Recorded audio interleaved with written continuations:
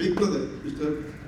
Babu Stephen, Okana President, former President of the Baby Malkudel, Racing Association, the President Deputy, Bhavanaya Priest, Brother Idikavella, Pair at the welcome David on Kerry.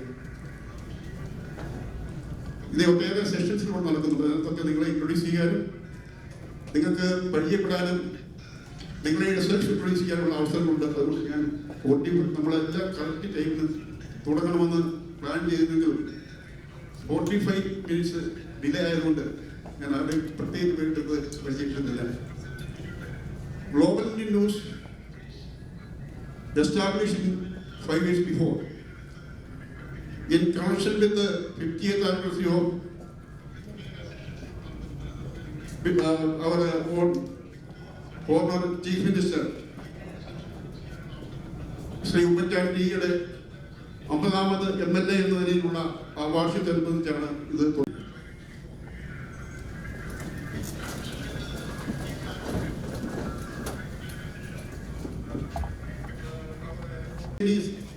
Freedom to Joan Murray.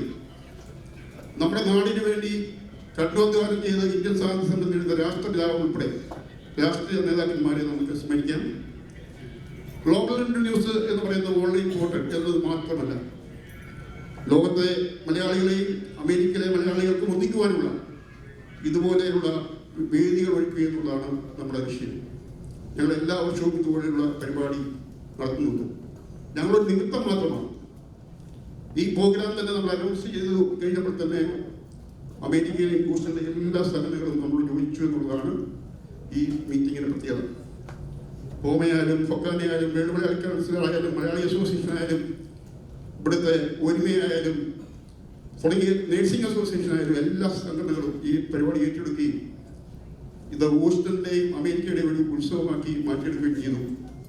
Now the world of the in the President Pacific. This is Snake Puritan, Tamil Padi meeting of the Parisper and Padi, Snake Aria, Tamil Aria, other number of Cincinnati and Riti, Swayam Padi to Video, but a person to Posti. But a Snake and the Purchase, number Snake, but a Varupan with Pike Stanley, like more than some number Ahladia. നിങ്ങൾക്ക് ആഹ്ലാദിക്കാനുള്ള എല്ലാ ദിവസകൃത്യമായ വിരുന്നുകളും ഞങ്ങൾ ഒരുക്കിയിട്ടുണ്ട്. ഇന്ത്യയുടെയും അമേരിക്കയുടെയും എല്ലാ സംസ്കാരവും ഒന്നിച്ചുചേരുന്ന ഒരു സംഗമമാണ് ഇത്. Festival of harmony, festival of love നമുക്ക് ആടിത്തീർക്കാം. എല്ലാവരെയും ഞാൻ സ്വാഗതം ചെയ്യുന്നു. പ്രത്യേകിച്ച് എൻ്റെ പ്രിയ സഹോദരനായി വളരെ ചെറുപ്പത്തിൽ തന്നെ എന്നെ ഹൃദയത്തോട് ചേർത്ത് എൻ്റെ പ്രിയപ്പെട്ട നേതാവ് ശ്രീ രമേശ് ചെന്നിത്തലയ്ക്ക് തിരക്കിനിടയിലും ഇവിടെ എത്തിയതിൽ നമ്മുടെ ഈ പരിപാടിയിൽ നമ്മളോടൊപ്പം 2 ദിവസം ചെലവഴിക്കുന്നതിന് ഞാൻ നന്ദി പറയുന്നതോടൊപ്പം തന്നെ ഞാൻ ഈ വേദിയിലേക്ക് സ്വാഗതം ചെയ്യുന്നു. നമ്മുടെ പ്രിയപ്പെട്ട മേയർ ബഹുമാനായ കെൽമത്തി സാർ, സ്റ്റാഫ്, നമ്മുടെ എല്ലാം മേയറാണ്. അദ്ദേഹത്തെ ഞാൻ സ്വാഗതം ചെയ്യുന്നു. നമ്മുടെ ഇന്ത്യൻ എംബസിയെ ഇന്ത്യയെ റെപ്രസെന്റ് ചെയ്യുന്നു. We are saluting you, sir.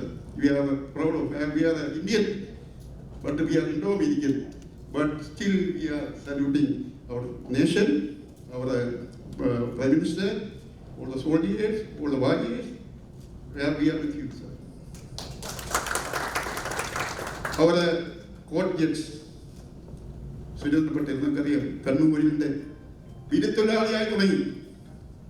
ഒരു വീടുതൊഴിലാളിയായി ഇന്ന് ഞങ്ങളുടെയൊക്കെ അഭിമാനമായ ഒരു ക്രിസ്ത്യൻ ജഡ്ജായിരിക്കുന്ന സുരേന്ദ്ര പട്ടേൽ ഞങ്ങളുടെ അഭിമാനമാണ്, നമ്മുടെ എല്ലാ അഭിമാനമാണ്. അദ്ദേഹത്തെ ഞങ്ങൾ സ്വാഗതം ചെയ്യും. അതേപോലെ നമ്മുടെ പെങ്ങൾ ജൂലി മാത്യു, ഞങ്ങളുടെ എല്ലാം അഭിമാനമാണ്. ജൂലി മാത്യുവിനെ അവർ സിസ്റ്റർ ജൂലി മാത്യുവിനെ വി ആർ വെൽക്കം യു. നമ്മുടെ 3 സംഘടനയുടെ റെപ്രസെൻറ്റേറ്റീവ്സ് നമ്മുടെ തോമസ് മുണ്ടക്കൽ എത്തിയിട്ടില്ലെങ്കിലും global president waiting mister Babu Stephen is here. Our global vice president Tangam Arvind is here. Our America region president, our Dr. Shibu Shabu Upada, എല്ലാവരും എത്തിയിട്ടുണ്ട്. വീടുകളിൽ കൗൺസിലിലെ ഈ ഭാരവാഹികളെല്ലാം സ്വാഗതം ചെയ്യുന്നു. തോമസ് മട്ടക്കൽ ഏതാനും നിമിഷങ്ങൾക്കകം ഇവിടെ എത്തിച്ചേരും. പൊക്കാനയുടെ പ്രസിഡന്റ്, പൊക്കാനയാണല്ലോ ഇവിടെ ആദ്യമല്ലേ ഉണ്ടായിരുന്നു. പൊക്കാനയുടെ പ്രസിഡന്റ് സജിമോൻ, ഞാൻ അദ്ദേഹം ന്യൂജേഴ്സിയിൽ നിന്ന് വന്നതാണ്. അദ്ദേഹത്തിന് സ്വാഗതം ചെയ്യുന്നു. ഹോമയുടെ പ്രസിഡന്റ് നമ്മുടെ ബേബി മണക്കൊന്നിൽ ഞാൻ സ്വാഗതം ചെയ്തു. അതുകൊണ്ട് തന്നെ ഹോമയുടെ ഫൗണ്ടർ പ്രസിഡന്റ് ഇരിക്കുകയാണ്. ഫൗണ്ടർ പ്രസിഡന്റ് പൊക്കാനയുടെ പ്രസിഡന്റ് അല്ലേ? ശശിയേട്ടന് എല്ലാത്തിൻ്റെയും പ്രസിഡന്റാണ്. ശശിയേട്ടന് സ്വാഗതം ചെയ്തു. നേഴ്സിംഗ് അസോസിയേഷൻ്റെ പ്രസിഡന്റ്. നമ്മൾ നേഴ്സിംഗ് അസോസിയേഷൻ എന്ന് പറയുമ്പോൾ ആദ്യം ഒരു സ്ത്രീ അല്ലേ? എന്നാൽ അമേരിക്കയിലാണ് അമേരിക്കയിലെ സമ്പത്തിന്റെ ഉറവിടം എന്ന് പറയുന്നത്. അല്ലെങ്കിൽ നമ്മളൊക്കെ അമേരിക്കയിൽ വരാൻ കാരണഭൂതരായത് നേഴ്സസാണ്. നമ്മൾ മാത്രമല്ല, ലോകത്ത് എല്ലായിടത്തും ഇന്ത്യൻസിന്റെ എമിഗ്രേഷൻ തുടക്കം കൊടുത്തത് നേഴ്സസാണ്. വി ആർ സല്യൂട്ടിങ് അവർ നേഴ്സസ്, അവർ അന്നദാതാക്കൾ. സല്യൂട്ട് ചെയ്യുന്നു, സല്യൂട്ട് ചെയ്യുന്നു. പിന്നെ IPCയുടെ പ്രസിഡന്റ് പ്രസ് നോക്കിയിരിക്കുകയാണ്, വല്ലതും കിട്ടുമെന്നുള്ളത് നോക്കിയിരിക്കുകയാണ്. നമ്മുടെ സിവിൽ വൈസ് സ്വാഗതം ചെയ്യുന്നു. നമ്മുടെ ഇൻവൈറ്റഡ് ഗസ്റ്റായി നമ്മുടെ CGF വൈസ് പ്രസിഡന്റ് അവിടെ ഇരിക്കുകയാണ്. നമുക്ക് വേദിയുണ്ട്. സുജയ് നമ്മളെ സ്വാഗതം ചെയ്യുന്നു. അങ്ങനെ സ്വാഗതം ചെയ്യാൻ ഒട്ടേറെ ആളുകളുണ്ട്. നമ്മുടെ ബഹുമാനായ അച്ഛൻ, നമ്മുടെ എല്ലാ പരിപാടിയിലുള്ള അച്ഛൻ KB ഗുരുളെ സ്വാഗതം ചെയ്യുന്നു. Our partners, our event partners, our sponsors, lot of people are here. We are വിവിധ സ്റ്റേജ് വേദികളിൽ അവിടെയെല്ലാം നമ്മൾ ഇൻട്രൊഡ്യൂസ് ചെയ്യുന്നതാണ്. We are welcome all of you for this wonderful day. Thank you.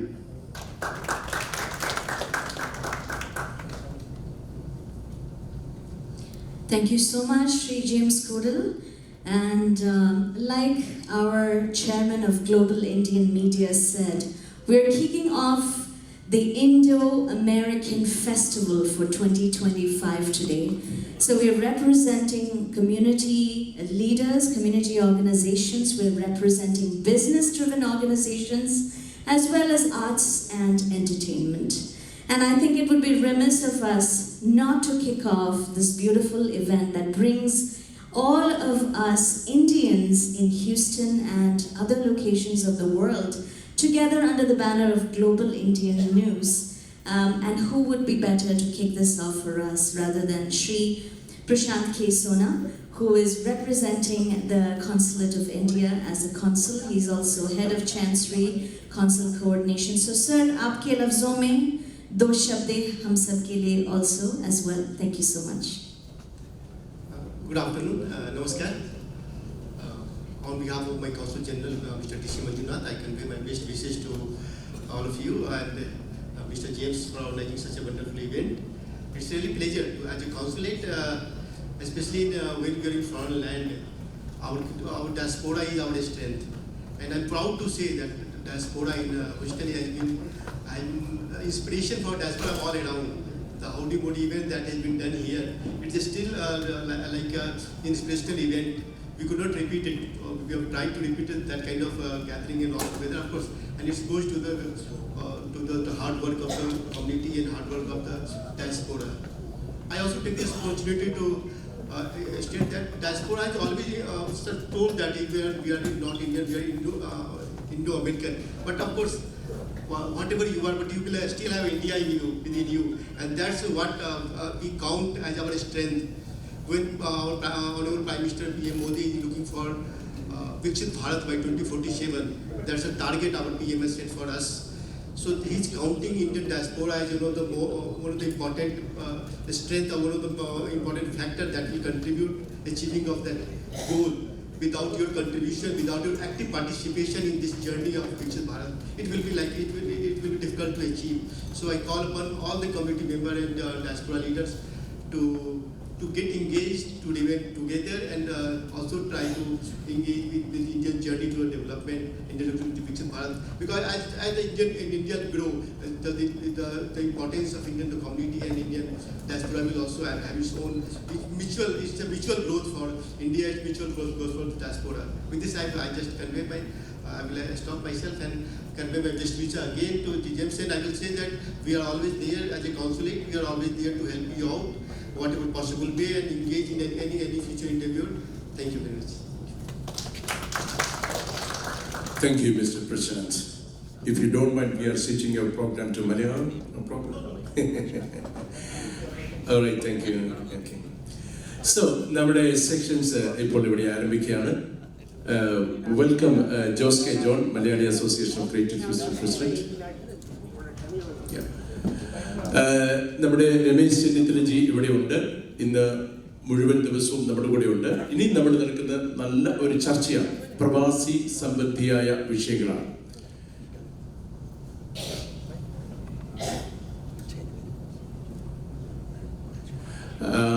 അപ്പോൾ അത് സംബന്ധിച്ച് 3 സംഘടനകൾ, പിന്നെ നിങ്ങൾക്ക് ചോദ്യങ്ങൾ ചോദിക്കാനുള്ള അവസരമുണ്ട്. എന്നാൽ ഇന്ന് ഹ്യൂസ്റ്റൺ ഏറ്റവും കൂടുതൽ സന്തോഷിക്കുന്നതാണ് കോൺഗ്രസിന്റെ വർക്കിംഗ് കമ്മിറ്റി എന്നതിലുപരിയൊക്കെയായി ഞങ്ങള് ഭാവി മുഖ്യമന്ത്രിയായി സ്വപ്നം കാണുന്ന നമ്മുടെ സുന്ദരനായ പ്രിയപ്പെട്ട രമേശ് ചെന്നിത്തലയുടെ സാന്നിധ്യം.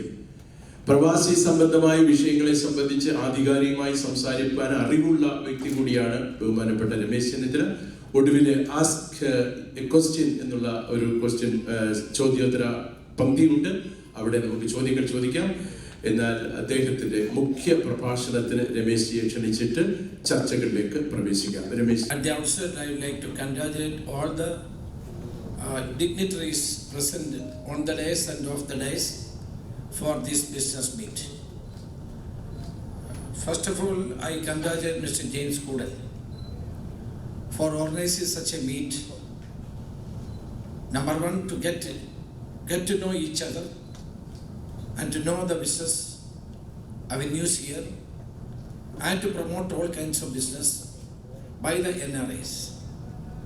So I feel that this conference, India American Fest, will definitely give a new direction to the people who are living in Houston and other states of United States of America, from India and other parts of the world.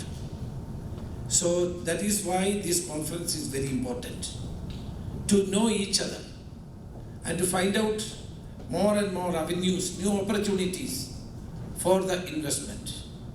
That is the motto of this conference, especially this business meet. That is why I was congratulating James Kudal for organizing such a meet. We who are assembled here, we are from the different corners of the world. Some are from Dubai, some are from various parts of United States of America, and now we are here, assembled here, to discuss the multifarious problems facing by the business community.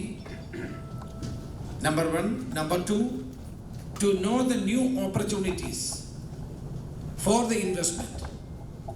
For every country, investment is the new mantra. Everybody is asking for investment. The chief ministers, the head of the countries, of whichever countries it is, they are all asking for investment. Investment will bring development. Investment will bring more and more employment opportunities. It will bring prosperity to the country, whichever country it belongs. The global investors meets has been organizing by various state governments, various countries, to attract more and more investors to their areas or their country. So this meet is definitely will discuss the problems facing by the NRIs. I am happy to say that the large number of Indian community and especially the Keralites are working here on different capacities. And they came here, the rulers of this country has given enough opportunities for them to work here, and the people from our state and of the country have given maximum efforts for the well-being of the people as well as the prosperity of this country, United States of America. At the same time, by working here, they are sending money to India, they are sending money to Kerala for the well-being of their parents, relatives, and that also brings prosperity to the people, the state of Kerala. Kerala is one state which we are contributing large number of Indian community people to the various parts of the country, not only in USA, various parts of the globe. Wherever you go to you can find a Keralite working there as a nurse, as a doctor, as an engineer, as a technocrat, as a working in the telecommunication or IT engineer. We can see everywhere, we can see our people, because one thing is very clear, our people are very hardworking, and they are, most important factor is that they will be assimilated to that community wherever they goes, and they will become a part of that community, and they will definitely take part in the cultural, socio-cultural and political activities of that country. That is why Keralites are being welcomed by all over the world. I am very happy to see that this Houston, large number of Indian community, especially the Keralites, are working here, and their behavior, their habit of hard work has been given appreciation by the not only the consulate and the rulers of this country and of this country. So we have to find out the next generation is also growing here. The senior most person who is present here is Mr. Shashidharan Nair. I remember him because when I was a member of parliament, that time Houston has faced a devastated flood. Large number of Indian people were telephoning us to save the relatives from Houston. He is the one person who stood by that time to against all the odds and saved the Indian community people in the soil of Houston. So I have to congratulate him. I cannot forget his service of that time, because as a member of parliament we were having in touch with the consulate, but the consulate has limitations. He organized these rescue operations with the help of the local administration and helped hundreds of thousands of people, especially from Kerala. And see that why I am so happy to be in this meeting is that our people are very hardworking in nature. And now the second generation is, and the third generation is also residing here, and they are working, and they are earning, and they are giving more and more opportunities for the betterment of the society here. നമ്മുടെ നാട്ടിൽ നിന്ന് വളർന്ന് ഇവിടെ വന്ന് ജീവിച്ച ആളുകൾ ഇപ്പോൾ 2-3 തലമുറകളായി ഇവിടെ ജീവിക്കുന്നവരുണ്ട്. അവർ തീർച്ചയായും കേരളത്തെയും കേരളത്തിലെ ജനങ്ങളെ സംബന്ധിച്ചും ഓർക്കുന്നവരാണ്, നമ്മുടെ നാടിനെ പറ്റി ഓർക്കുന്നവർ തന്നെയാണ്. ഇവിടെ വരുന്ന കുട്ടികൾ തീർച്ചയായും അവരെ ഇന്ത്യയെ പറ്റി ഓർക്കണം, അവർ കേരളത്തെ പറ്റി ഓർക്കണം, അവരെ മലയാളം പഠിപ്പിക്കണം കഴിയുന്നത്ര. ഞാൻ എൻ്റെ വീട്ടിൽ പോയി അവർ കുട്ടികൾ മലയാളം എന്നോട് പറഞ്ഞു. Today I went to house to have a breakfast. One of my close friends, the son and his family was there. I was trying to talk to them in English. They were talking to me in Malayalam. So I was very happy. Bobby is here, I think. I was very happy that they are talking to me in Malayalam. That we have to follow, because Malayalam is a land, is a piece of land, and is a God's own country which we cannot forget. So the next generation, അടുത്ത ജനറേഷനെ കൂടി അത് മനസ്സിലാക്കിക്കാനും അവരെ കൂടി ഇതിൻ്റെ പ്രവർത്തനങ്ങളിൽ പങ്കാളികളാക്കാനും നമുക്ക് സാധിക്കണം എന്നാണ് എനിക്ക് പറയാനുള്ളത്. ഞാൻ ദീർഘമായി പ്രസംഗിക്കുന്നില്ല. നിങ്ങളുടെ അഭിപ്രായങ്ങൾക്കാണ് ഞാൻ വില കൽപ്പിക്കുന്നത്. NRIs ആയി ജീവിക്കുന്ന പല സ്ഥലത്തു നിന്നുള്ള ആളുകൾ, ഇപ്പോൾ ഇന്ത്യൻ നമ്മുടെ ലോക കേരള സഭയുടെ അംഗം ഇവിടെയുണ്ട്, ഡോക്ടർ ബാബു സ്റ്റീഫൻ. അദ്ദേഹം വേൾഡ് മലയാളിയുടെ പ്രസിഡന്റ് ആവാൻ പോകുന്നയാളാണ്. അദ്ദേഹത്തിൻ്റെ ജീവിത സാഹചര്യം എന്നോട് പറയുകയുണ്ടായി. ഇന്നലെ അദ്ദേഹം എന്നോട് സൂചിപ്പിക്കുന്നുണ്ട് അദ്ദേഹം എങ്ങനെ അമേരിക്കയിൽ വന്നു, എങ്ങനെ വളർന്നു, എങ്ങനെ വികസനത്തിൻ്റെ കൊടുമുടിയിലെത്തി. അദ്ദേഹം എന്നോട് പറഞ്ഞു, അമേരിക്ക എന്ന ഈ രാജ്യം അധ്വാനിക്കുന്നവനും കഷ്ടപ്പെടുന്നവനും എല്ലാ അവസരവും നൽകുന്ന ഒരു രാജ്യമാണ് എന്ന് അദ്ദേഹം എന്നോട് അദ്ദേഹത്തിൻ്റെ ഉദാഹരണത്തിലൂടെ എന്നോട് പറഞ്ഞ് മനസ്സിലാക്കുകയുണ്ടായി. ഇവിടെ ജോലി ചെയ്യാൻ ആഗ്രഹിക്കുന്നവർക്ക് അവസരങ്ങളുണ്ട്. ആ ജോലി മനോഹരമായി ചെയ്ത് പൂർത്തിയാക്കുക എന്നുള്ളതാണ് ഏറ്റവും പ്രധാനപ്പെട്ട കാര്യം. കഴിഞ്ഞ തവണ ഞാൻ ഹൂസ്റ്റണിൽ വന്നപ്പോൾ ശ്രീ കെൻ മാത്യുവിൻ്റെ ഓഫീസിൽ പോയിരുന്നു. കെൻ മാത്യു ഞങ്ങളുടെ കായംകുളത്തുകാരനാണ്. കായംകുളം കൊച്ചുണ്ണിയുടെ ഒരു അനുയായിയായിട്ടാണ് അറിയുന്നത്. കായംകുളം കൊച്ചുണ്ണി ഒരു സോഷ്യലിസ്റ്റ് ആയിരുന്നു. ഉള്ളവൻ്റെ കയ്യിൽ നിന്ന് എടുത്ത് പാവപ്പെട്ടവന് കൊടുക്കുന്ന ഏറ്റവും ആദ്യത്തെ സോഷ്യലിസ്റ്റാണ് കായംകുളം വിളിച്ചുണ്ടി. അപ്പോൾ ആ നാട്ടിൽ എൻ്റെ തൊട്ടടുത്ത മണ്ഡലമാണ്. അദ്ദേഹം അവിടെ മേയറാണ്. അദ്ദേഹം ഒരു മേയറായതിൽ ഞാൻ അഭിമാനിക്കുകയാണ്. ഈ നാട്ടിൽ നമ്മുടെ നാട്ടുകാരാണ് ഒരാൾ മേയറായതിൽ ഞാൻ അഭിമാനിക്കുകയാണ്. हमारे जंगल से हैं, ये हमारे मेरा क्षेत्र के नज़दीक है, ये इधर आ गया, बात किया लोगों के साथ काम किया, अभी मेयर बन गया, इसलिए मैं इसको अप्रिशिएट कर रहे थे. തീർച്ചയായിട്ടും അതുപോലെയുള്ള ആളുകൾ സമൂഹത്തിൻ്റെ വിവിധ തലങ്ങളിൽ വളർന്നു വരുന്ന ആളുകൾ, ഇപ്പോൾ ഫോമയുടെ പ്രസിഡൻ്റുണ്ട്, ഫോക്കാനയുടെ പ്രസിഡൻ്റുണ്ട്, fortunately lady judge is with us. So ഇതെല്ലാം നമുക്ക് അനുഭവങ്ങൾ നൽകുന്ന ഒരു കാര്യമാണ്. Yeah, WCC president is with us. Jubilee Matthew, Sri Surendran ji, and so and pastor and Reverend Father. So many pastors here, so many people are here. So I don't want to take much of your time. It's fortunate for me to be with all of you. നിങ്ങളോടൊപ്പം കുറേ സമയം ചെലവഴിക്കാൻ കഴിഞ്ഞതിൽ സന്തോഷമുണ്ട്. വല്ലപ്പോഴുമാണ് ഇങ്ങനെയൊക്കെയുള്ള അവസരങ്ങൾ കിട്ടുന്നത്. നാട്ടിലെ രാഷ്ട്രീയ തിരക്കുകൾക്കിടയിൽ ഇവിടെ വരാനും നിങ്ങളെ കാണാനും കഴിഞ്ഞുള്ള സന്തോഷം രേഖപ്പെടുത്തുന്നു. Definitely we have to come together and work for the humanity, work for the country, so that it will definitely not only benefit you but also the people who are waiting for you in our home state. That is more important. നമ്മുടെ നാടിനെ ശക്തിപ്പെടുത്താൻ നിങ്ങളുടെ പ്രവർത്തനങ്ങൾക്ക് കഴിയും. അതും തുടർന്നുണ്ടാകണം എന്ന് മാത്രം അഭ്യർത്ഥിച്ചുകൊണ്ട് ഇതിൽ പങ്കെടുക്കുന്ന എല്ലാവരെയും ഒരിക്കൽ കൂടി ഞാൻ അഭിനന്ദിക്കുകയാണ്. ഇന്നും നാളെയുമായി നടക്കുന്ന ഈ ഇന്ത്യ അമേരിക്കൻ ഫെസ്റ്റ് ഒരു വൻ വിജയമാകട്ടെ എന്ന് ആത്മാർത്ഥമായി ആശംസിക്കുന്നു.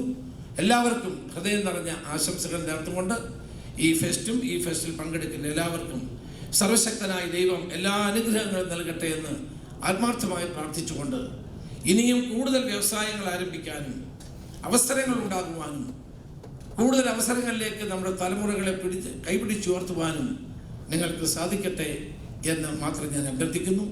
7 കടല് കടന്ന് ഇവിടെ വന്ന് പുതിയ സ്വപ്നങ്ങൾ നെയ്തെടുത്തവർ ആണ് നിങ്ങൾ. പുതിയ സാമ്രാജ്യങ്ങൾ കീഴടക്കിയവരാണ് നിങ്ങൾ. നിങ്ങൾക്ക് എല്ലാ അനുഗ്രഹങ്ങളും ഉണ്ടാകട്ടെ എന്ന് പ്രാർത്ഥിക്കുന്നു. നമസ്കാരം. Jai Hind. Thank you so much, Ramesh ji. And അദ്ദേഹത്തിൻ്റെ ഇൻസ്പിറേഷൻ നിറഞ്ഞ വാക്കുകളിലോടുകൂടി നമുക്ക് ഇന്ന് രാവിലത്തെ presentations തുടങ്ങാം. We have some wonderful business tycoon presentations planned today, but അതിനു മുൻപേ തന്നെ ഇന്നിവിടെ റെപ്രസെൻറ്റ് ചെയ്തിട്ടുള്ള കുറേ കമ്മ്യൂണിറ്റി ലീഡേഴ്സ് അവരുടെ 2-3 വാക്കുകൾ we can listen to. Few felicitations specifically targeting certain topics that these community leaders would like to highlight for us today. ആദ്യമേ തന്നെ ഞാൻ വേദിയിലേക്ക് ക്ഷണിക്കുകയാണ് World Malayali Council representative, the president of World Malayali Council, Sri Thomas Motekira. See if Sri Thomas Motekil, if you can please come up here, sir. As all of you guys know, Mr. Motekil is a very, very respected and revered businessman as well, but he's also been doing great community work under the umbrella of World Malayali Council. So അദ്ദേഹം ഇന്ന് present ചെയ്യാൻ ആഗ്രഹിക്കുന്ന topic is around senior citizens. Is that right, sir? Senior citizens issues in Kerala and USA. What a fiery topic. So love to hear more about that from you. ഏറ്റവും ബഹുമാനപ്പെട്ട ശ്രീ രമേശ് ചെന്നിത്തല, മറ്റ് വേദിയിലും സദസ്സിലും ഇരിക്കുന്ന എല്ലാവർക്കും എൻ്റെ വിനീതമായ നമസ്കാരം. സമയം ലാഭിക്കാൻ വേണ്ടി ഞാൻ എല്ലാവരുടെയും പേരെടുത്ത് ഗ്രീറ്റ് ചെയ്യുന്നില്ല. വേൾഡ് മലയാളി കൗൺസിലിൻ്റെ ഗ്ലോബൽ പ്രസിഡന്റ് എന്നുള്ള നിലയ്ക്കാണ് ഞാനിവിടെ നിൽക്കുന്നത്. World Malayali council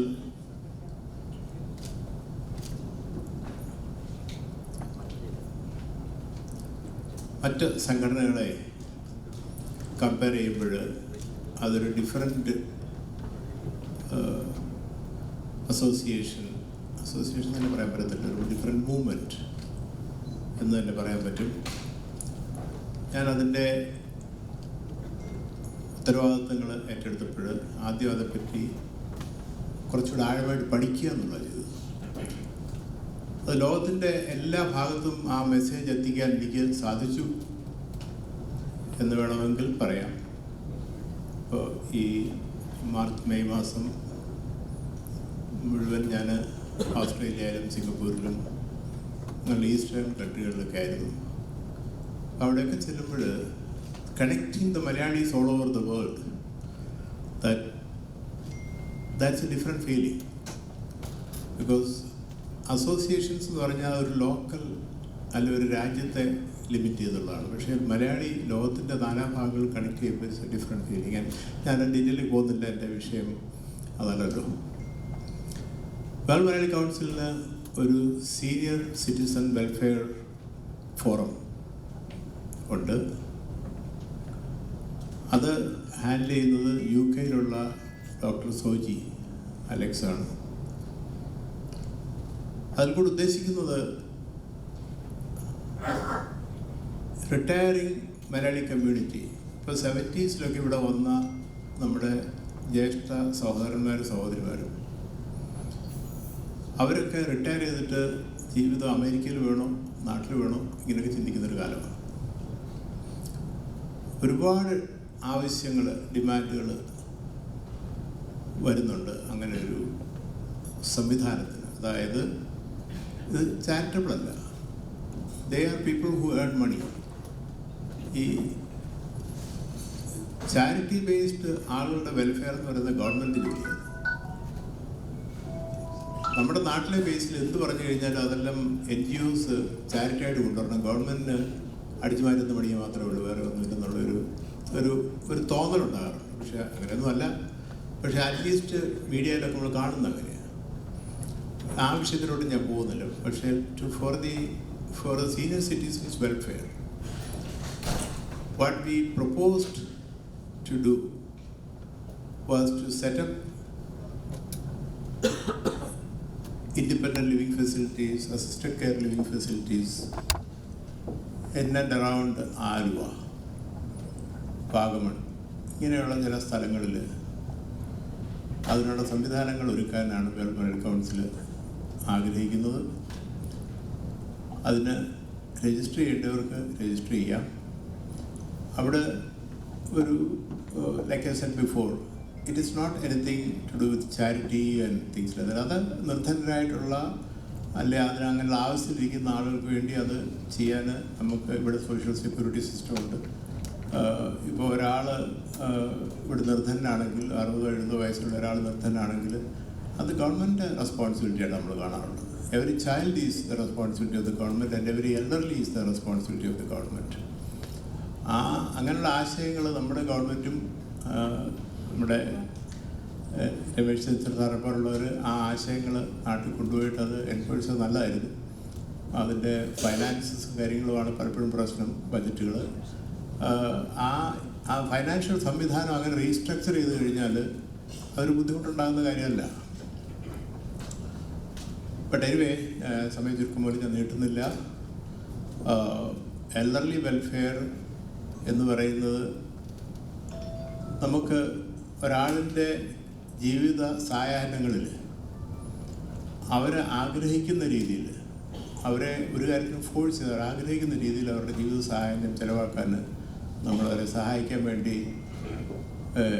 world Malayali council, FOMAA അങ്ങനെയുള്ള മറ്റ് സംഘടനകൾ മുന്നോട്ട് വരികയും നമുക്ക് അതിന് വേണ്ടിയുള്ള കാര്യങ്ങൾ ചെയ്യാനും അതിന് നിങ്ങളുടെയൊക്കെ thought process, basically world Malayali council is A thought leadership. അതൊരു വലിയ വാക്കാണ്, തോട്ട് ലീഡർഷിപ്പ്. ആ ഒരു രീതിയിൽ അതിനെ ഷേപ്പ് ചെയ്യാൻ വേണ്ടി ഞാൻ വന്നതിന് ശേഷം ഞാൻ കുറേ ശ്രമിച്ചിട്ടുണ്ട്. അപ്പോൾ നിങ്ങളുടെ ആ തോട്ട് ലീഡർഷിപ്പ് അതിനകത്ത് ആവശ്യമായിരിക്കും. അപ്പോൾ അതിൽ പിന്നീട് അതിനുവേണ്ടി മാത്രമുള്ള സെമിനാറുകൾ നമുക്ക് അതേപ്പറ്റി സംസാരിക്കാം. ഇപ്പോൾ മറ്റുള്ളവർ സംസാരിക്കേണ്ടതുകൊണ്ട് ഞാൻ വേദി വിടുകയാണ്. Thank you very much. I also appreciate James and ഈ പരിപാടി സംഘടിപ്പിച്ച എല്ലാവർക്കും എൻ്റെ അനുമോദനങ്ങളും അഭിനന്ദനങ്ങളും അർപ്പിക്കുന്നു. നന്ദി, നമസ്കാരം.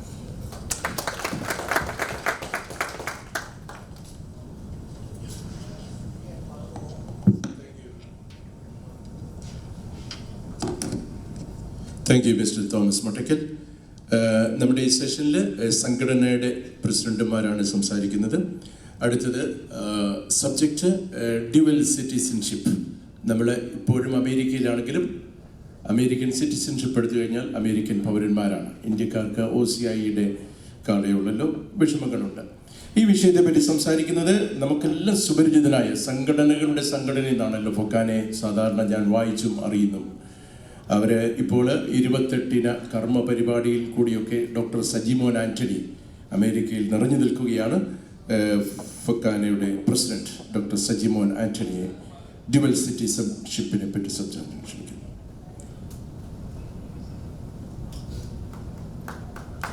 Good morning. ഏറ്റവും ആദരണീയനായ ശ്രീ രമേശ് ചെന്നിത്തലാജി എൻ്റെ സ്വന്തം അഭിമാനമാണ് ഞാൻ പറയും. കാരണം കോളേജുകളിലൊക്കെ പഠിക്കുന്ന കാലഘട്ടത്തിലായിരുന്നു അദ്ദേഹം ഹരിപ്പാടിൽ നിന്ന് കോട്ടയം മണ്ഡലത്തിൽ MP ആയി വന്നത്. അന്ന് എനിക്ക് വന്ന കേരളത്തിലെ ഏറ്റവും വലിയ മാർജിൻ കൊടുത്ത് അദ്ദേഹത്തെ ഞങ്ങൾ MP ആക്കിയതാണ്. So welcome to Houston, welcome to USA and then all dignitaries. സദസ്സിലും വേദിയിലുമുള്ള എല്ലാവർക്കും ഫൊക്കാനയുടെ കൂപ്പുകൈ. A warm good morning Houston.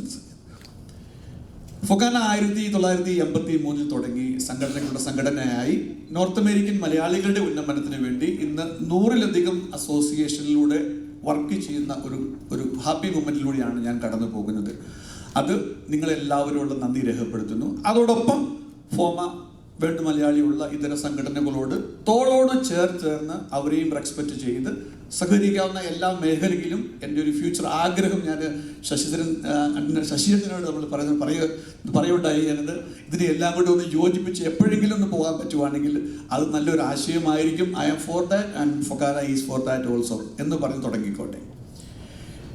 ഫൊക്കാനയെ ഇതിനു മുമ്പ് അറിയപ്പെടുന്നത് ഫാഷയ്ക്ക് $1 ആയിരുന്നു. എന്നാൽ അതിൽ നിന്നൊരു വ്യത്യാസം വരുത്തിക്കൊണ്ട് അതോടൊപ്പം ഫൊക്കാന ഇന്ന് അറിയപ്പെടുന്നത് ഫൊക്കാനയുടെ മെഡിക്കൽ കാർഡ്, ഫൊക്കാനയുടെ പ്രിവിലേജ് കാർഡ്, ഫൊക്കാനയുടെ ഹെൽത്ത് ക്ലിനിക്ക്, അങ്ങനെയുള്ള ഒരു ദിശ ചേഞ്ച് ഈ ഒരു അഡ്മിനിസ്ട്രേഷൻ ഉണ്ടാക്കാൻ പറ്റി എന്നുകൂടി ഞാൻ സന്തോഷത്തോടെ പറയാൻ ആഗ്രഹിക്കുകയാണ്. കാരണം കേരളം അതിരുകളില്ലാതെ വളരുമ്പം 70-കളിലും 80-കളിലും അത് ഗൾഫ് മേഖലകളിലായിരുന്നുവെങ്കിൽ ഇത് 2000-ൽ അത് യൂറോപ്പിലേക്കും അമേരിക്കൻ ഐക്യനാടുകളിലേക്കും വന്നതുകൊണ്ട് തന്നെ നമ്മുടെയൊക്കെ ആവശ്യങ്ങളും എക്സ്പെക്ടേഷൻസും ഡിഫറൻസ് ആണ്. 70-ലും 80-ലും ഉണ്ടായിരുന്ന സെയിം കാര്യങ്ങൾ ഇപ്പം നമുക്ക് ചെയ്യാൻ പറ്റില്ല.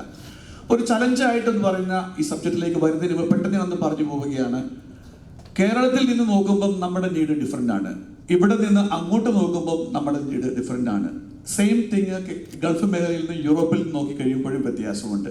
എന്നാൽ ചില ഏരിയകളിൽ നമുക്ക് ചില വ്യതിയാനങ്ങൾ വരുത്തുകയാണെങ്കിൽ നമ്മൾക്ക് എല്ലാവർക്കും ഐഡിയൽ ആയിരിക്കും. അതിന് ഞാൻ ഇങ്ങനെയാ പറഞ്ഞ ഒരു സീസോ എന്ന് പറഞ്ഞ് ഇങ്ങനെ വെക്കുവാണെങ്കിൽ ആദ്യം നമ്മൾ ഇവിടെ വരുമ്പം മൊത്തം കേരളത്തിലേക്ക് നോക്കും.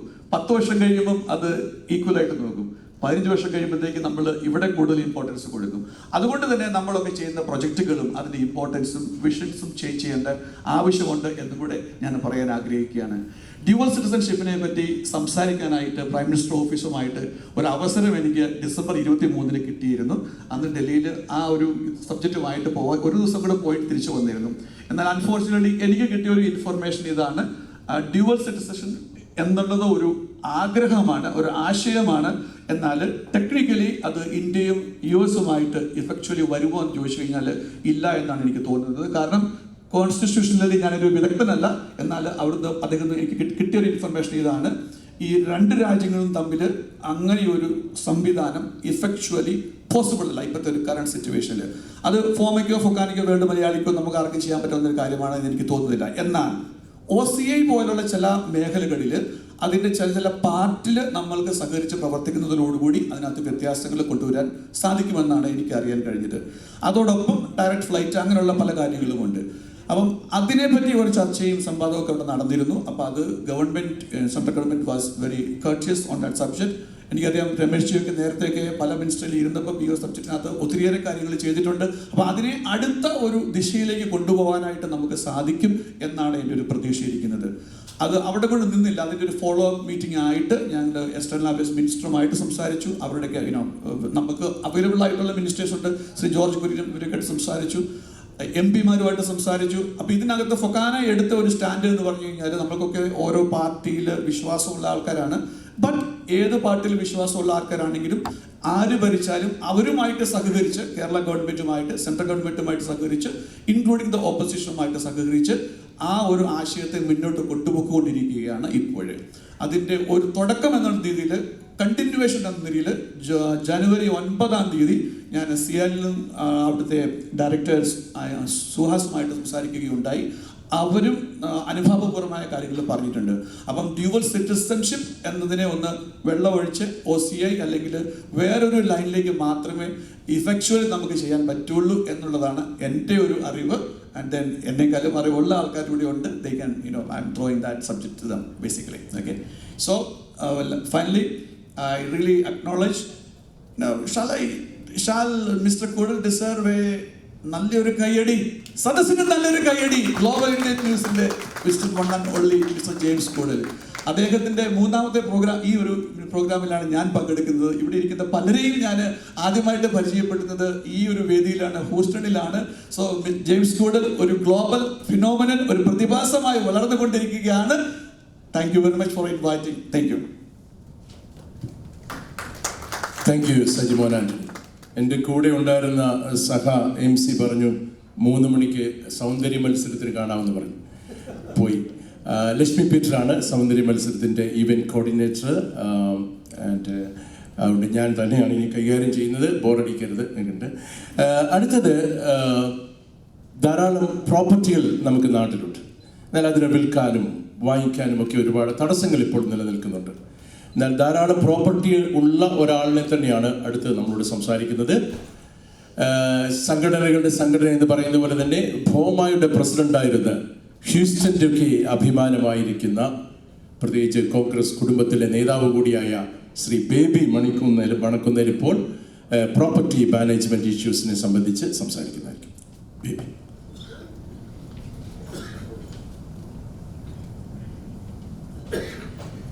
Good morning. നമ്മുടെ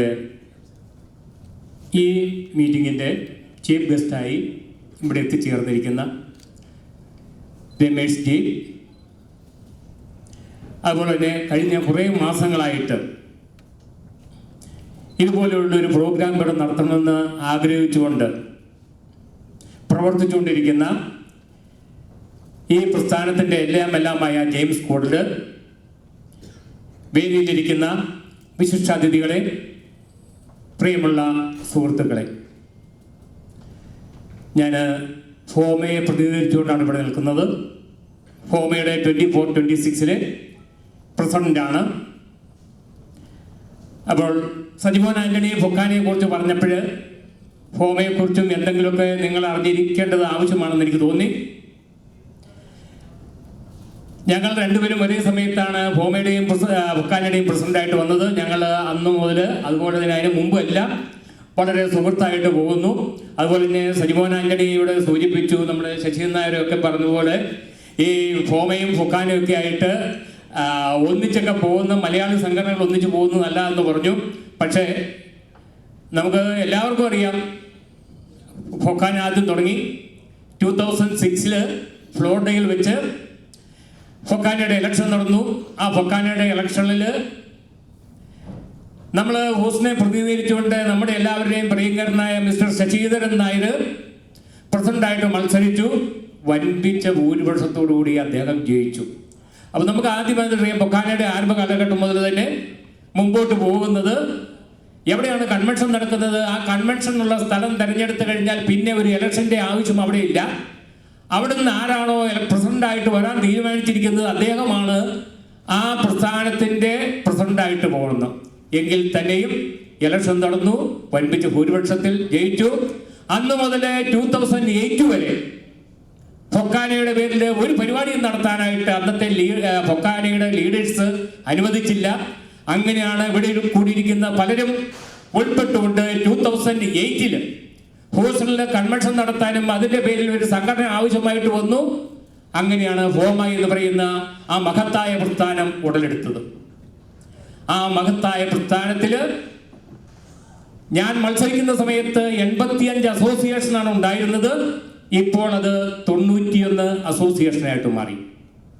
ഈ 91 അസോസിയേഷൻ വരണമെങ്കിൽ സാധാരണയായിട്ട് നമ്മൾ ഇലക്ഷന് മുമ്പ് കുറേ ആൾക്കാരെ കൂട്ടി ഒരു സംഘടന ഉണ്ടാക്കി അതിൽ നിന്ന് ഡെലിഗേറ്റ്സിനെ കൊണ്ടുവന്ന് ഒരു ഇലക്ഷൻ നടത്തുക എന്നുള്ള പരിപാടിയല്ല ഫോമയിൽ കഴിഞ്ഞ 2008 മുതൽ നടപ്പിലാക്കുന്നത്. 1 വർഷം മുമ്പ് ആ സംഘടന രജിസ്റ്റർ ചെയ്തിരിക്കണം. ആ സംഘടന രജിസ്റ്റർ ചെയ്ത് 1 വർഷം പൂർത്തിയായി കഴിയുമ്പോൾ എക്സിക്യൂട്ടീവിന് ലെറ്റർ വിടുക. എക്സിക്യൂട്ടീവ് ആ ലെറ്റർ ഫോമയിൽ അംഗസംഖ്യകൾ എടുക്കണമെങ്കിൽ അതിനാവശ്യമായിട്ടുള്ള നടപടികൾ സ്വീകരിക്കുന്നതിന് വേണ്ടി അദ്ദേഹം പ്രത്യേകമായിട്ട് രൂപീകരിച്ചിരിക്കുന്ന കമ്മിറ്റിക്ക് ട്രാൻസ്ഫർ ചെയ്യും.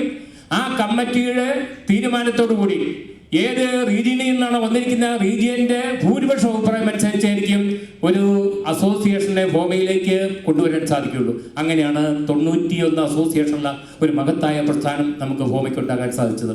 ഞാൻ കൂടുതലായിട്ടൊന്നും പറയുന്നില്ല. ഫോമയ്ക്ക് കഴിഞ്ഞ ജാനുവരി മുതൽ നല്ല രീതിയിലുള്ള പ്രവർത്തനങ്ങൾ ഞങ്ങൾക്ക് കാഴ്ചവെക്കാനായിട്ട് സാധിച്ചു. ഏതാണ്ട് 10-20 ലക്ഷത്തോളം ഡോളർ കേരളത്തിൻ്റെ വിവിധ സ്ഥലങ്ങളിലെ പാവപ്പെട്ട വിദ്യാർത്ഥികൾക്ക്, അതുപോലെ തന്നെ ദുരിതമനുഭവിക്കുന്നവർക്ക്, ആദിവാസികൾക്ക് ചെയ്യാനായിട്ട് സാധിച്ചു.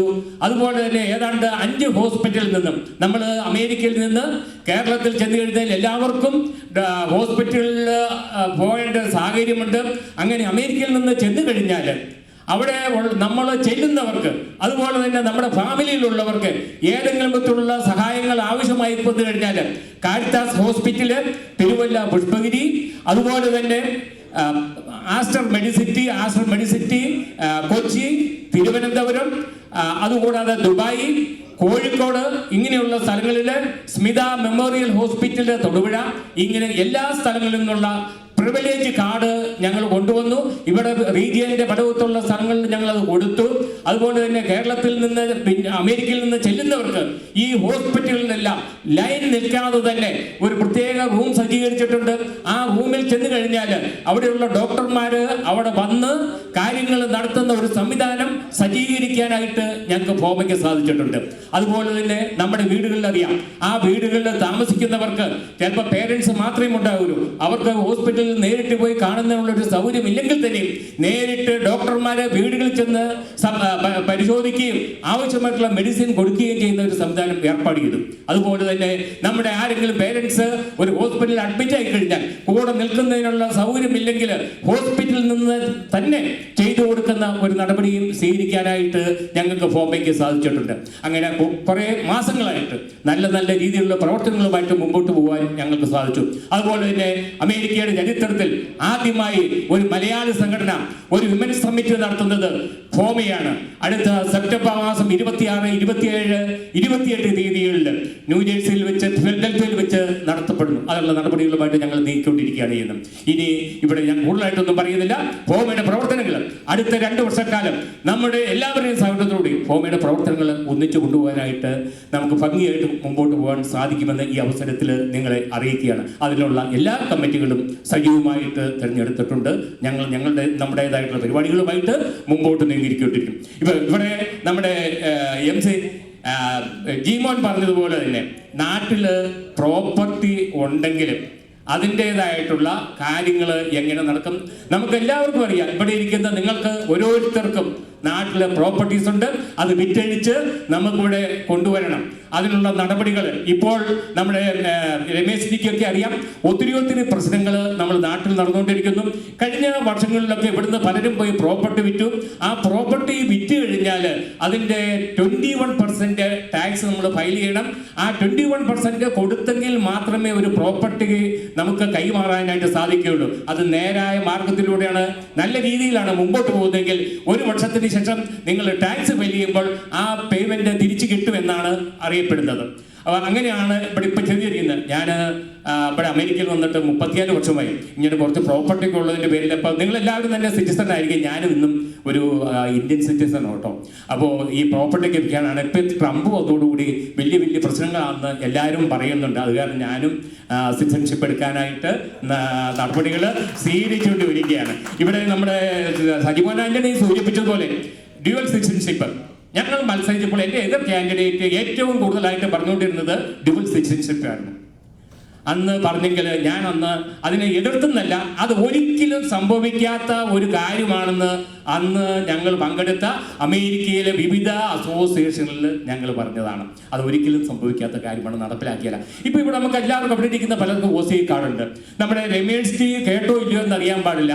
ഏതാനും ദിവസങ്ങൾക്ക് മുമ്പ് നമ്മുടെ അമിത്ഷാ പറഞ്ഞതായിട്ട് കേട്ടു, ഇനി മുമ്പോട്ട് OC കാർഡ് കൊടുക്കുന്നില്ല. അതെന്താണെന്ന് നമുക്കറിയാൻ പാടില്ല, നടപ്പിലാവോ എന്ന് പോലും നമുക്കറിയാൻ പാടില്ല. അപ്പോൾ ഇങ്ങനെയുള്ള നടപടികളൊക്കെ ആയിട്ടാണ് പോകുന്നത്. എങ്കിലും നാട്ടിലുള്ള പ്രോപ്പർട്ടികൾ നമ്മുടെ കയ്യിൽ തന്നെ വരണം.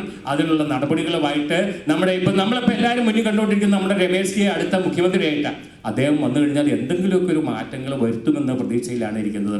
അതുപോലെ തന്നെ ഇവിടെ പലരും സൂചിപ്പിച്ചു ഡയറക്റ്റ് ഫ്ലൈറ്റ്. ഞങ്ങൾ വർഷങ്ങൾക്ക് മുമ്പേ ഹൂസ്റ്റണിൽ നിന്ന്, ബാക്കി എല്ലാവർക്കും കുഴപ്പമൊന്നുമില്ല, ഹൂസ്റ്റണിൽ നിന്നൊരു ഡയറക്റ്റ് ഫ്ലൈറ്റ് വേണം. അതുപോലെ തന്നെ ഇവിടുന്ന് നമ്മുടെ എമിറേറ്റ്സോ അല്ലെങ്കിൽ ഖത്തറോ ഒക്കെ ഉണ്ടെങ്കിൽ ഒരു $100,000 ഡിഫറൻസ് ഉണ്ട്. അതൊക്കെ ഒന്ന് മാറ്റിയെടുക്കാനുള്ള നടപടികളൊക്കെ ആയിട്ട് നമ്മൾ മുമ്പോട്ടിരിക്കുന്നു. നമ്മൾ മലയാളികൾക്ക് എല്ലാവർക്കും കൂടെ ഒത്തൊരുമിച്ച് പ്രവർത്തിച്ചു കഴിഞ്ഞാൽ അതെല്ലാം നേടിയെടുക്കാമെന്ന് ഈ അവസരത്തിൽ നമുക്ക് ഒന്നിച്ച് ചിന്തിക്കാം. ഇവിടെ വന്നിരുന്ന എല്ലാവർക്കും, ഈ മീറ്റിംഗിൽ പങ്കെടുക്കുന്നവർക്കും എല്ലാവർക്കുമുള്ള ആശംസകൾ നേർന്നുകൊണ്ട് നിർത്തുന്നു. Thank you. Thank U Shri baby Manakkunnel. നമ്മുടെ രമേശ് ചെന്നിത്തലയോട് ഒരു ക്വസ്റ്റ്യൻ ചോദിച്ചിരുന്നു. അദ്ദേഹത്തിനും ഇൻട്രസ്റ്റ് ഉള്ള സബ്ജക്റ്റാണ് property management. So I am giving the mic to Ramesh Chennithala ji for answer.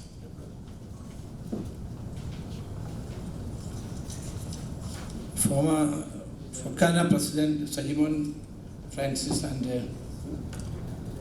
former President Baby Manakundan were mentioning about two very important subjects: double citizenship as well as issues relating to properties. When I was the Home Minister under Shri Manjadi, we thought about this issue because in Punjab there is a law which has been passed by the Punjab Legislative Assembly to protect the rights of the NRIs and their properties. So we thought that we will have also a commission on the lines of Punjab legislature. So as a Home Minister, I moved it, and the cabinet passed that order for establishing a commission for NRIs, and one retired High Court judge will be the chairman, and 2 non-official members will be the members of that commission. It has to be decided by the cabinet. So the enormous powers were given to the commission, and this has got a quasi-judicial power has been given to the commission. Because Pravasis cannot come and lodge complaint in the local civil courts or the criminal courts to sort out their issues. Well, the paucity of time, and when they came from Northern America to Kerala, they can only spend 2 weeks or 3 weeks there. They cannot go to a court and file a petition. They cannot file a petition before a police station to redress their grievances. So our aim, our motto was to give ample opportunities for the NRIs to approach the commission so that the commission can take time-bound decision on the issues which came before them. It's a very good idea, and Punjab, it has been proved that this commission will work very effectively. And when we formed the commission, a retired judge was appointed as a chairman, and the 2 members were also appointed. Unfortunately, our government couldn't last for a long, and after that, commission was become defunct. So if we will get an opportunity, I assure you that the commission will be revived, and the commission will be given all powers, quasi-judicial powers, to redress the grievances of the NRIs. For example, property issues, other civil issues.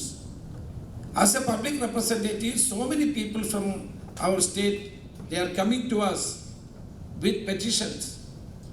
The NRI's property has been encroached by somebody. Even they approached the courts or the police station, they had not been given any kind of relief. So this is common in our state, because nobody is there to look after the property. Anybody can encroach the property, but at the same time, the local authorities or the police are not taking enough steps to give them justice. It's a usual practice not only in Kerala, most of the places in the outside Kerala also. That is why we formed this commission with quasi-judicial powers. അപ്പോൾ അങ്ങനെ ഒരു commission നിലവിലുണ്ടെങ്കിൽ മാത്രമേ നമ്മുടെ ഈ പ്രശ്നങ്ങൾക്ക് പരിഹാരം ഉണ്ടാക്കാൻ കഴിയൂ. കാരണം നിങ്ങൾക്ക് പോലീസ് സ്റ്റേഷൻ നടക്കാനോ കോടതി വരാനോ കേസ് നടത്താനോ ഒന്നും സമയമില്ല. അത് തന്നെയുമല്ല, പ്രോപ്പർട്ടി വിൽക്കുന്നതിനുണ്ടാകുന്ന പ്രശ്നങ്ങൾ. There are lot of problems for disposing the properties. ആ പ്രോബ്ലംസ് സെറ്റിൽ ചെയ്യാൻ വേണ്ടിയിട്ട് ഇതുപോലുള്ള കമ്മീഷന്റെ സഹായം അനിവാര്യമാണ്. If commission will take A decision, it will be implemented. അതാണ് നമ്മൾ പറഞ്ഞിട്ടുള്ളത്.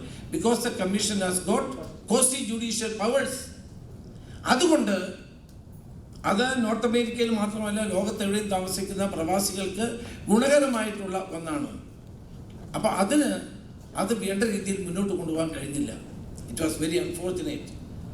The government came after us, could not take it forward and make it an effective body.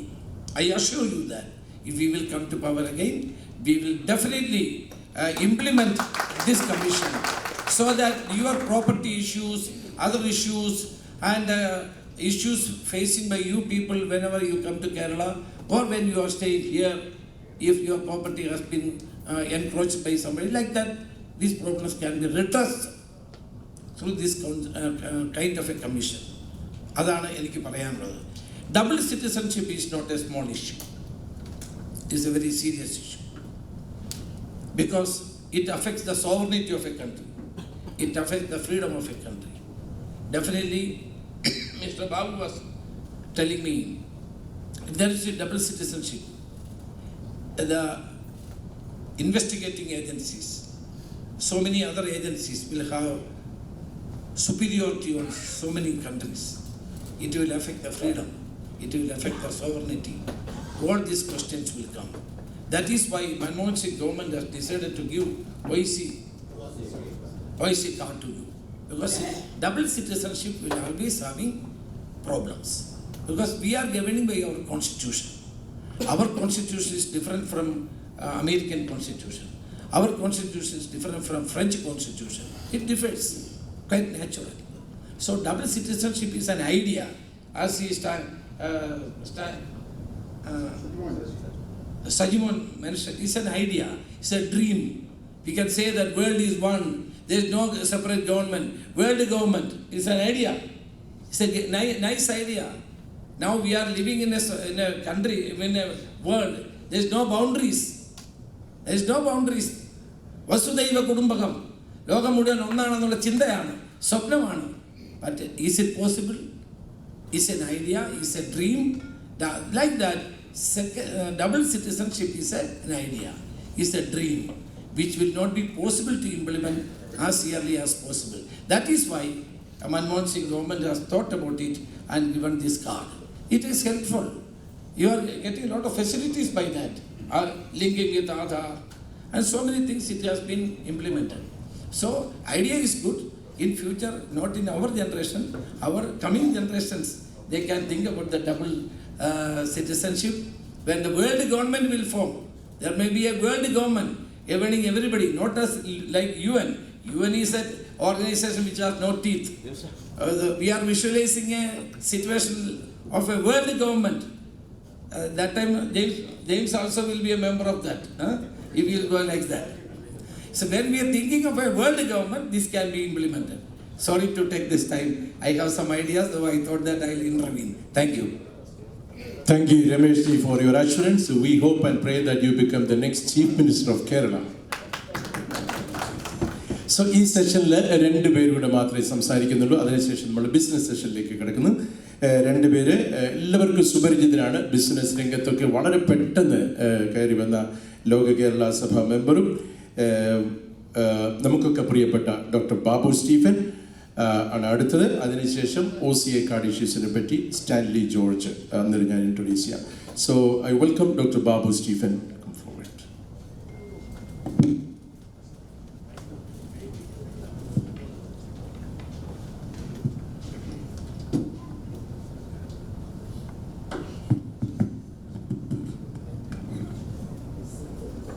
Mr. Ramesh Senithala,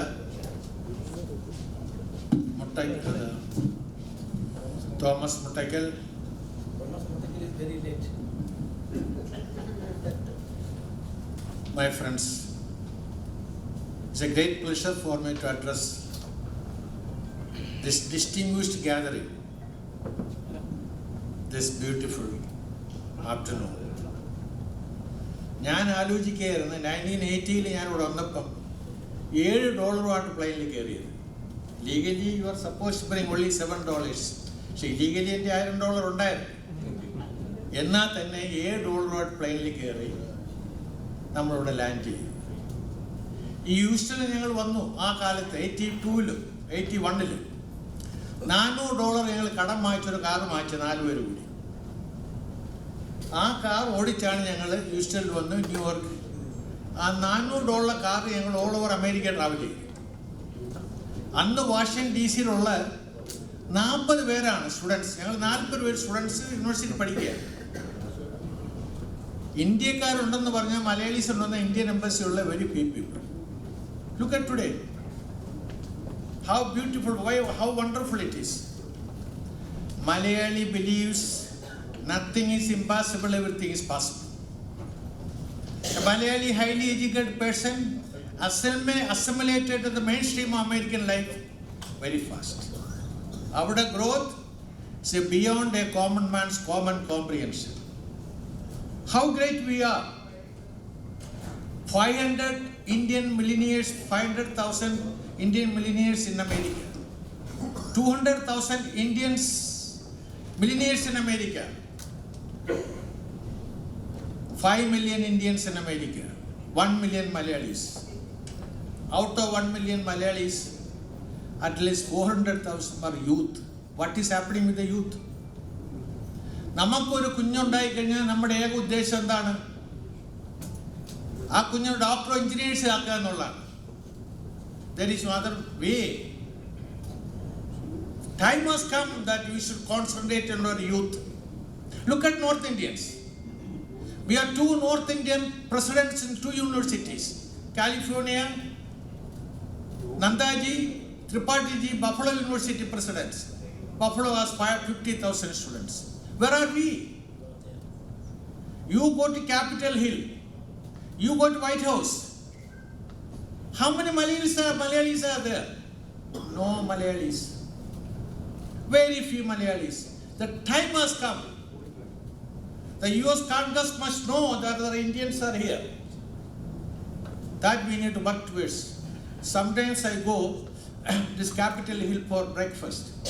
When I was a president, I met Biden for 20 minutes. I told him what is Fokana is, what Indians are doing in the United States of America. He didn't know. I used to go to Capitol Hill with the senators, congressmen breakfast. I told them, what are we doing? We got placed at least 10 people in the Capitol Hill as internists. The time has come, my friends. We must look into various other avenues, not only engineers and doctors, ambassadors, university presidents. We need to look into that various aspects of young youth. We are ignoring youth. Look at that, how many youth is here? Not even a single person. Nothing is impossible in America. Edward Stanley said, go seek America. Burning in the night. A golden opportunity. Irrespective of caste, creed and society. He can become anything in the United States of America. That we must try for it. There is no caste here. There is no society here. There is nothing. Ability, little common sense, little hard work, little shrewdness, little smartness make you very comfortable in this world. Thank you, my friends. May the Lord bless you, all of you. Thank you.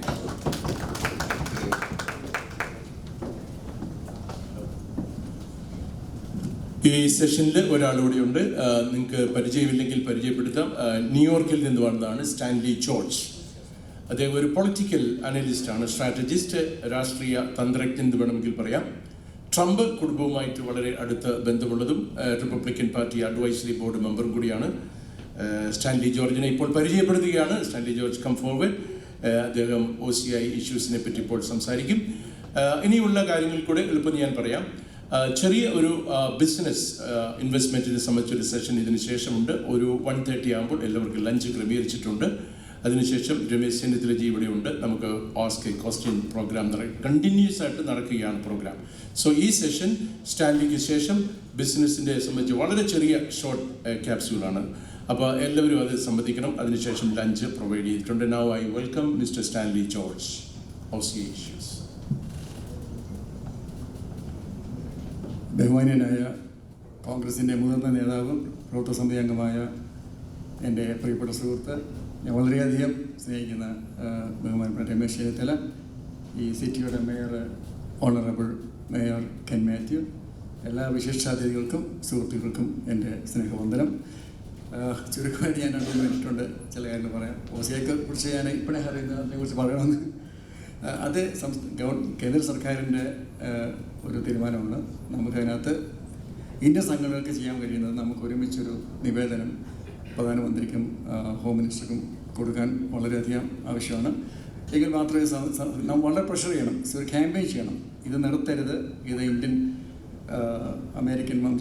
ഇന്ത്യക്കാരുടെ ഏറ്റവും പ്രധാനപ്പെട്ട ആവശ്യമാണ്. നമുക്ക് വളരെയധികം സാധ്യതകളും സൗകര്യങ്ങളും നാട്ടിൽ ഒരുക്കി തരുന്ന ഒരു സംഭവമാണെന്ന് അവരെ ബോധ്യപ്പെടുത്താൻ നമുക്ക് കഴിയണം. അതാണ് എനിക്ക് അതിനെക്കുറിച്ച് പറയാനുള്ളത്. OCAയെക്കുറിച്ച് കൂടുതൽ ഡീറ്റെയിൽസ് പറയാൻ ഞാനൊരു ഗവൺമെൻറ്റുമായിട്ട് ബന്ധപ്പെട്ട ആളല്ല.